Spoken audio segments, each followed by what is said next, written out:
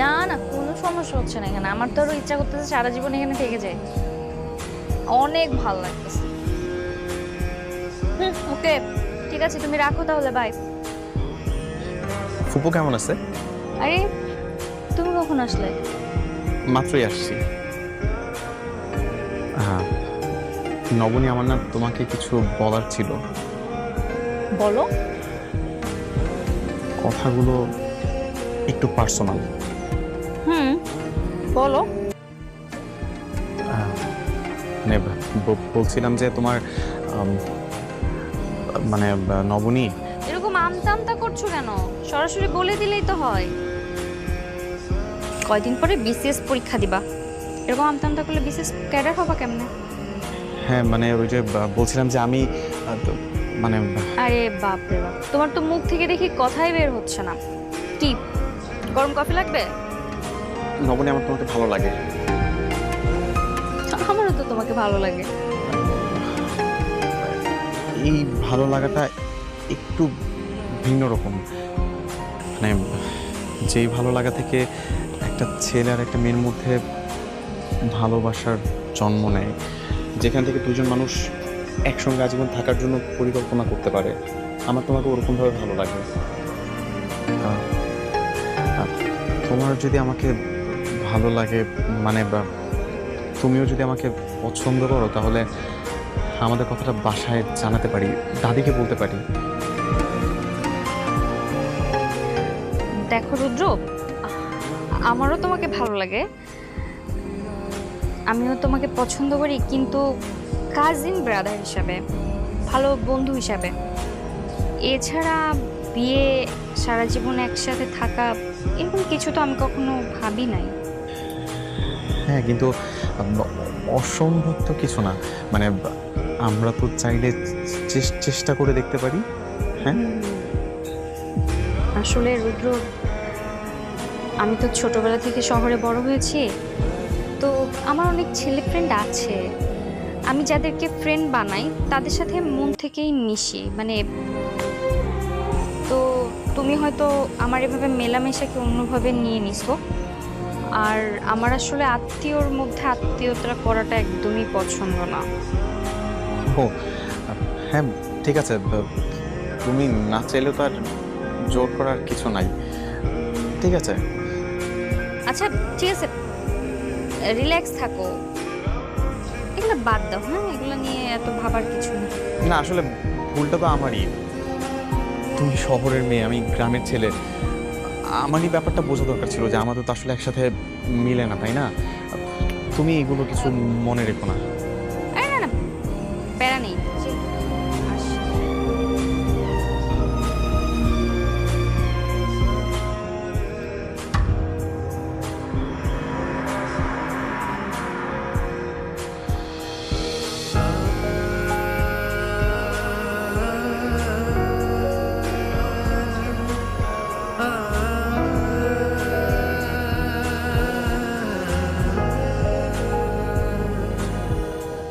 আচ্ছা ভাইজান,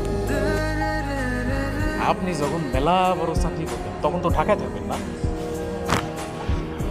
চাকরি যেখানে হবে সেখানেই থাকবো। তা অবশ্য ঠিক। তো একটা কথা আমি বলে দিতেছি, আপনি যদি ঢাকায় থাকেন তাইলে কিন্তু আমার গাড়িতে করে আপনি নিয়ে ঘুরে বেড়ান। সেরকম সৌভাগ্য হবে কিনা যায় না, তবে যদি হয় ভালোই হবে। অবশ্যই হইব ভাইজান, দোয়া রইল।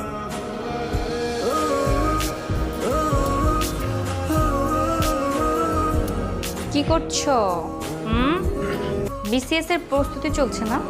পড়ো পড়ো, একবার বিসিএস ক্যাডার হয়ে গেলে তখন পিছে মেয়েদের লাইন লেগে যাবে।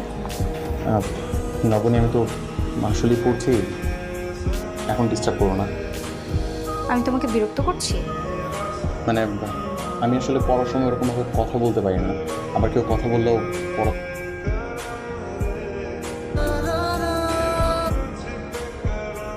ঘুরতে যাওয়ার হয় আনোয়ার ভাইকে বলো, উনি তোমাকে নিয়ে যাবে। ঘুরতে হবে। আমাকে একটু নিয়ে চলো না।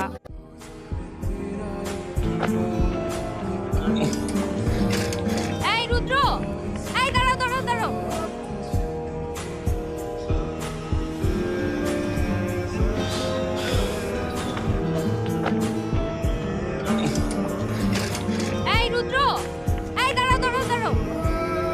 যাচ্ছ? আমাকে একটু নিয়ে চলো না, যে গ্রামের শেষে যে নদীর তীরটা আছে না, ওখানে যাবো। আমি তো এখন যেতে পারবো না নবনী, আমাকে বাজারে যেতে হবে, অনেক কিছু কেনাকাটা করার আছে। আরে ওসব কাজ পরে করো, এখন আমাকে একটু ঘুরতে নিয়ে চলো প্লিজ। সরি, আমি এখন যেতে পারবো না, বিয়ের বাজার করতে হবে। এখন বিয়ে খুব বড় হয়ে গেছে তাই না? বিয়ে ছাড়া কিছু বুঝতেছো না, ওসব কাজ পরে করা যাবে না। তোমার যদি এত ঘুরতে যাওয়ার হয় আনোয়ার ভাইকে বলো, উনি তোমাকে নিয়ে যাবে। কেন আমি আনোয়ার ভাইকে বলবো কেন? আসার পর থেকে দেখতেছি ইগনোর করতেছো। আমি যে আসার পর থেকে একা ঘুরতেছি, আমার দিকে কোনো খেয়ালই নেই তাই না? আমার কাজ আছে, আমি আসি। আরে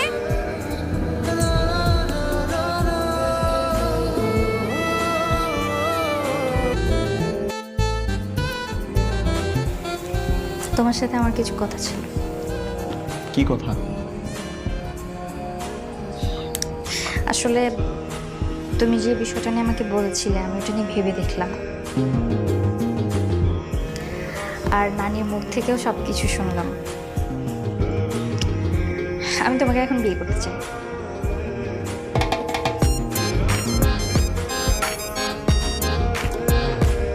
হাসছো কেন? দেখো, আমার অলরেডি বিয়ে ঠিক হয়ে গেছে, আগামীকালকে এনগেজমেন্ট। এখন তো তুমি হুট করে বললেই হলো না, তাই না? কি হয়েছে? ওদেরকে বলে দিবা তুমি বিয়েটা করতে চাচ্ছ না, কারণ তুমি আমাকে পছন্দ করো, আমাকে বিয়ে করতে চাও। আর তোমার আমার বিয়ে হলে তো সবাই অনেক খুশি হবে। কিন্তু আমি তো খুশি হব না। দেখো নবীনী, তুমি একটা কথা আমাকে বলছিলে না যে তুমি শহরের মেয়ে? তুমি কিন্তু আসলে শহরের একটা স্মার্ট ছেলেকে ডিজার্ভ করো, আর আমি তো গ্রামের ছেলে। তুমি এখন এটা নিয়ে পড়ে আছো, এই লাইনটা বাদ দাও না। আসো আমরা দুজনের মধ্যে সব কিছু মিটমাট করে নিয়ে নানিকে যে খুশির সংবাদটা দিই, তারপর নানি আমাদের বিয়ের ব্যবস্থা করুক। নবনী, তুমি কাউকে কোনো কিছুই বলবা না। আমার মা বাবা আমার জন্য যাকে ঠিক করছে আমি তাকেই বিয়ে করবো। এখন যাও, আমি পড়বো।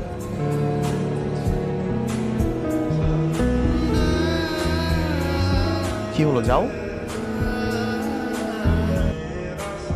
আমার জরুরি একটা পরীক্ষা পড়ে গেছে, আমাকে ঢাকা যেতে হবে। পরীক্ষা? কি বলতেছো তুমি? তুমি না বললা যে পরীক্ষা শেষ করেই আমাদের এখানে আসছো? পরীক্ষা শেষ, কিন্তু এটা আরেকটা পরীক্ষা, আবার নতুন করে পরীক্ষার ডেট দিছে আর কি, তো যেতেই হবে। যা হইতেছে সেটা ভালো হইতেছে না। দাদি, যে চলে যেতে চায় তাকে তো জোর করে আটকা রাখার দরকার নাই, যেতে দেওয়াটাই ভালো। এই, তুই চুপ থাক। বেশি বেশি নবনী, মা দেখো না, একটু যদি চেষ্টা করে তোমার কাজটা একটু পিছাই দেওয়া যায়। আমাকে সবাই আশা ছিল একসাথে সবাই থাইকে আনন্দ কইরা রুদ্রর বিয়াটা দিব। দেখো না মা, সব আশা কি আর সবসময় পূরণ হয় মামি?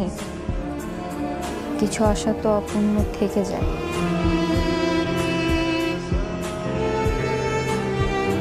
নবনী, মা তোমার আসলে কি হয়েছে বলো তো? তোমার মুখ দেখে কিন্তু মনে হচ্ছে তোমার মনটা খারাপ। বলো তো মা। কিছু কিছু হয়নি মামা, ওই হঠাৎ করে পরীক্ষা পড়ে গেল তো এই জন্য মন খারাপ লাগছে, আর কিছু না। তোর ভাই তো সাইকেল নিয়ে আমাদের গাড়ির পিছনে পিছনে আসতেছে।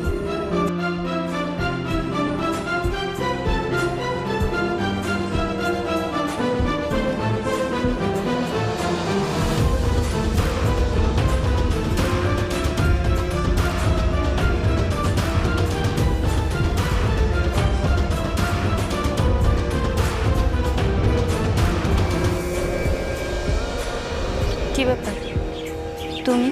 বাড়িতে সবাই তোমার জন্য অপেক্ষা করতেছে, বাড়ি ফিরে চলো। কেন আমি ফিরে যাব? আমি সবার থেকে বিদায় নিয়ে আসছি না?